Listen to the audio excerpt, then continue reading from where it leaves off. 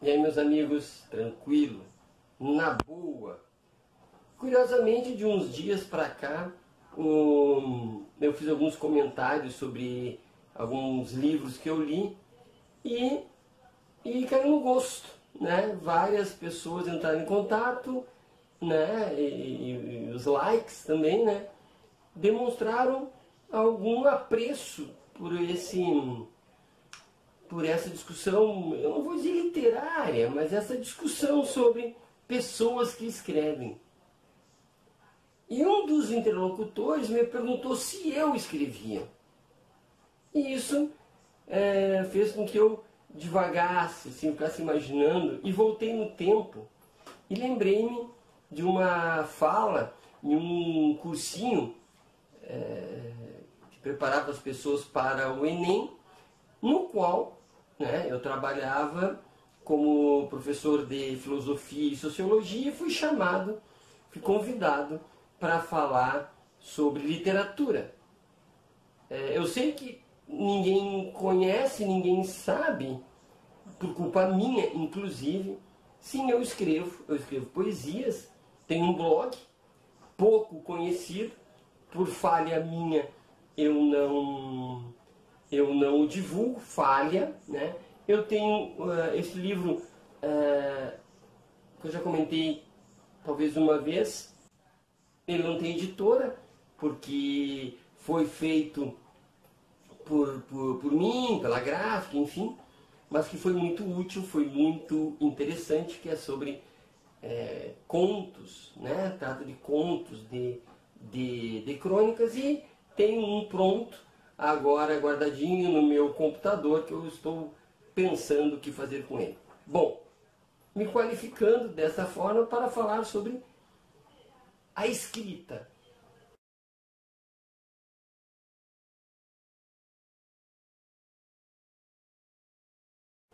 Eu lembro que lá no cursinho me perguntaram como eu faço, acho que todo escritor tem disso, né? Como eu faço para escrever, da onde vem, como as coisas funcionam. Pois bem, devo dizer que escrever tem uma condição material, que eu chamo de condição material, e de outro lado uma condição espiritual. Na condição material, eu gosto de falar que a matéria que a gente trabalha, que todo escritor trabalha, que todo escrevente, né, trabalha, é primeiro com a palavra. A palavra é a ferramenta, né, que nos sustenta enquanto sujeitos que querem grafar, né, que querem escrever. E eu gosto, quando eu falo da palavra nesse aspecto material, de compará-la à tinta, ou às tintas de um pintor. Veja, que quando eu vou escrever algo, eu tenho que escolher das tintas que eu tenho as melhores, né? Então, das palavras que eu tenho, as melhores. E como eu sei que são as melhores? Porque eu tenho consciência que eu preciso pintar na mente do outro a imagem que eu tenho na minha. Percebam, eu preciso ter claro o que eu penso, o que eu quero, o que eu imagino, e agora eu preciso pegar isso e levar a outra pessoa. Como eu levo? Com as palavras. Então eu tenho que pintar o mais possível parecido na cabeça do outro o que eu estou pintando na minha. E eu gosto da ideia de tintas, porque tinta ela se mistura. Tinta ela parece ter a cor X, mas dependendo do contexto do papel, ela fica aproximadamente X, mas modifica. Em contato com outras tintas, ela modifica. A tinta com o tempo modifica. Se deixar pegar muito sol, ela modifica. É uma obra de arte pintada, né? O tempo mexe com ela, as misturas mexem com ela.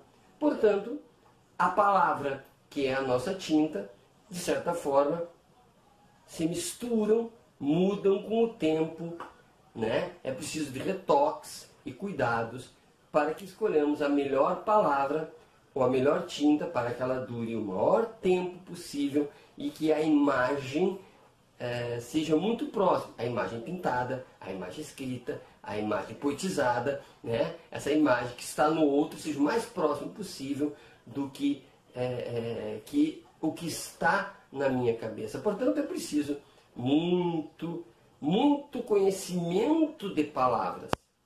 Não gosto de dizer que palavras são como tijolos na construção de um texto. Porque os tijolos são iguais, tijolos são pesados, tijolos limitam, né, a capacidade de criação da pessoa que imagina a casa. Porque tijolo tem aquele formato que a gente conhece. Já a palavra se combina, é liquefeita, é fluida, né? Tem que ter, tem mais possibilidades com ela.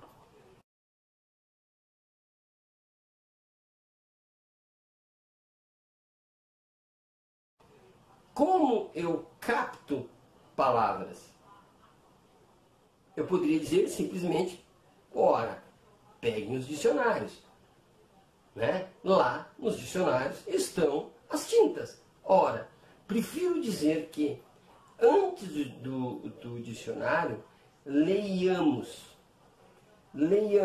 muito e coisas diferentes, para que possamos contextualizar essas palavras nos textos. Depois nós vamos ao dicionário, se for necessário, e é muito necessário, e então faremos um cotejamento da palavra no seu contexto com o dicionário. O dicionário ele tenta trazer a palavra em todos os contextos possíveis. O texto determina o contexto em que a palavra estará. Portanto, o dicionário fica a serviço do contexto. Né? Então, é preciso que, assim como quando nós vamos no museu, nós observemos vários tipos de arte e, portanto, gostaremos de umas e não de outras. No Museu de Artes, nós vamos aprender a nos sensibilizar para a apreensão, entendimento e sensibilização em relação à arte. E aí vem agora o segundo momento, que talvez seja o mais complexo, que é a questão espiritual. Né? Eu tenho a material, a palavra, e eu tenho espiritual, que é a sensibilidade. Sensibilidade. Vejam que eu posso olhar uma residência, eu posso chamá-la de lar, eu posso chamá-la de casa, eu posso chamá-la de casarão, posso chamá-la de casebre, posso chamá-la de mansão, posso chamá-la de casa muito grande. Mas a casa, a estrutura é sempre a mesma. Mas a sensibilidade com que eu capto é diferente de cada um. Veja, se eu tiver muita tinta, facilita a minha sensibilidade. Porque olha, com quantas palavras eu disse aquela casa. Né? Agora, sem sensibilidade, eu não sei usar as palavras. Com relação à sensibilidade, eu gosto muito de fazer uma analogia com o fotógrafo. Para quem não sabe, eu também tenho um blog de fotos.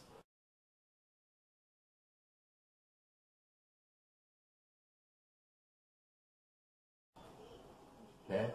O fotógrafo, ele anda nas mesmas ruas, olha as mesmas coisas que todas as pessoas. Ele vai no transporte coletivo, olha pela janela, o que todas as pessoas veem. Entretanto, mesmo quando ele não está com a máquina fotográfica na mão, ele olha e reconhece que aquela imagem, que aquela figura, naquele contexto, com aquela luz, naquele dia, com aquelas pessoas, daria uma linda foto.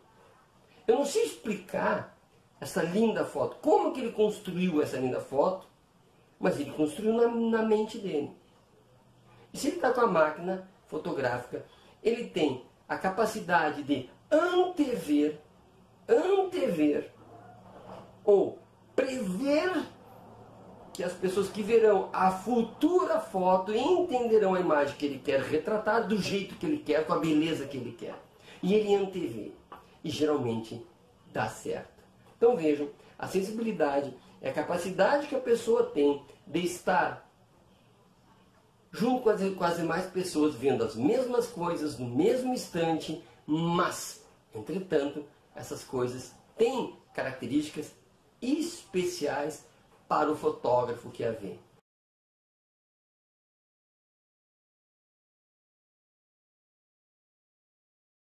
O poeta, o escritor, o cronista, ele é uma mistura de fotógrafo, com essa sensibilidade toda, né? E alguém cheio de palavras, cheio de tintas. Então ele junta a sensibilidade de alguém que antevê, prevê, imagina as consequências futuras, os entendimentos futuros do que ele vai escrever, e tem tintas suficientes, múltiplas tintas, e que ele vai juntá-las, né, de maneira que qualifique essa imagem que ele quer pintar na cabeça das pessoas. Tem uma questão cultural envolvida nisso? Claro que tem. E quando eu digo questão cultural, eu estou tentando pensar lato sensu. Não só a cultura, no sentido de que eu sou filho da minha história, não só a cultura, no sentido de que eu sou filho do meu tempo, da minha cidade, da minha família, né? Mas também a questão de cultura como abertura para o conhecimento. Né? Vamos chamar de cultura também como abertura para o conhecimento, que pode ser conhecimento formal, acadêmico, pode ser o conhecimento de vivências, mas enfim, abertura para o registro, manutenção e qualificação da capacidade de aprender, ou seja, dos conhecimentos que vão chegando. Portanto, na hora que eu vou escrever o conto, a crônica ou a poesia, todos esses elementos que me fazem ser o que eu sou, toda a minha sensibilidade desenvolvida e todas as palavras que servem como tintas, elas afloram, se misturam, não se separam.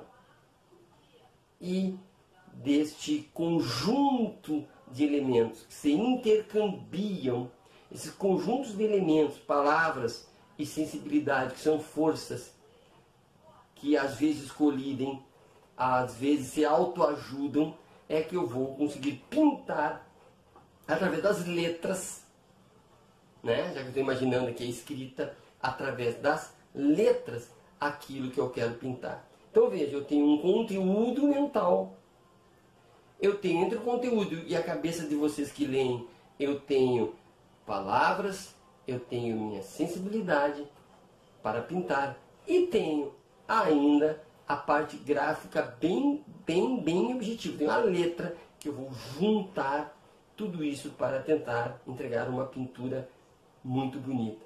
E aqui é interessante quando eu falo em letras. É possível também, se eu vou fazer uma poesia, um poema, enfim, é possível que eu pegue essa coisa bem material, que é a letra, que é a tinta na folha, tinta literalmente na folha, e eu posso ainda fazer, escrever de maneira que fique bem retinhas, né? Eu posso fazer com que as frases oscilem em tamanho, eu posso colocar distâncias maiores e menores entre uma frase e outra, ou seja, a hora de grafar, de escrever, é um momento de liberdade, é um momento de expressão. O que eu posso resumir é que não escreverá quem não tem vivências, quem não tem experiências, né? Quem não vai, quem não ouve, quem não usufrui, quem não pensa e repensa o pensado, que são experiências internas e externas, e quem não tem palavras. Não sei quantas nem quais, mas palavras.